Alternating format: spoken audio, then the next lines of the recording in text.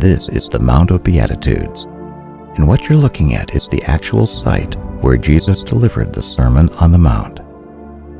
The night before Jesus delivered the Sermon on the Mount, the Gospel of Luke says that he prayed all night long. It is believed that the place where he prayed is right here.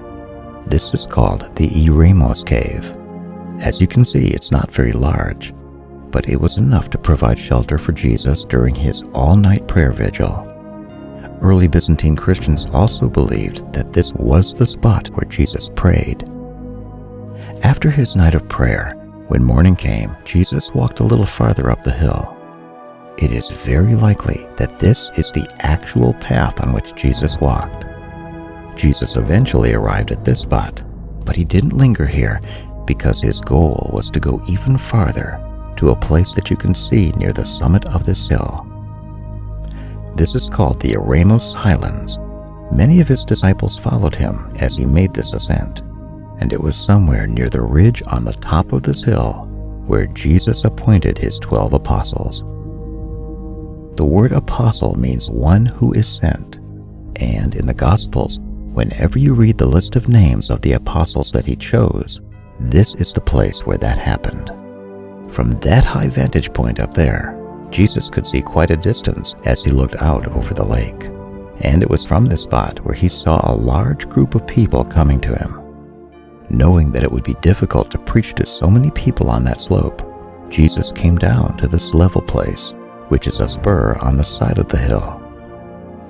The first thing that Jesus did when he got down here was to heal people of their physical ailments, and then he preached the Sermon on the Mount.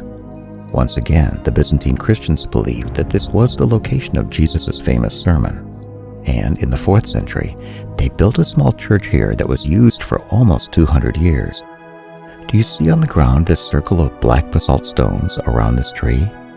These are the ruins of that ancient church. This tree is called the jujube tree. Its Latin name is Ziziphus spina Christi. These trees grow all over the land of Israel, and it's from this type of tree that Jesus' crown of thorns was made. If you come close, you can see spines on every twig, thorns that must have torn the flesh of Jesus' brow as he was mocked by the Roman soldiers. According to Matthew 28:16, when the resurrected Christ appeared to his apostles in the upper room, he told them to go before him to a certain unidentified mountain in Galilee. It was on this unnamed mountain where he gave them a new commandment called the Great Commission. In this commission, he told his followers to go and make disciples of all nations. The word disciple means student. Could it be that the mountain where he first called them apostles and the mountain where he delivered the Great Commission are one and the same? Remember that the word apostle means one who is sent. Wouldn't it be an interesting coincidence if the mountain of the Great Commission, where they were ultimately sent from to preach, is the same mountain where 2 years earlier they were called apostles, the ones who are sent? Did Jesus come full circle by deliberately sending them back to the same mountain where he chose them? There are some people today who are so convinced that this is the site of the Great Commission that they put this stone right here.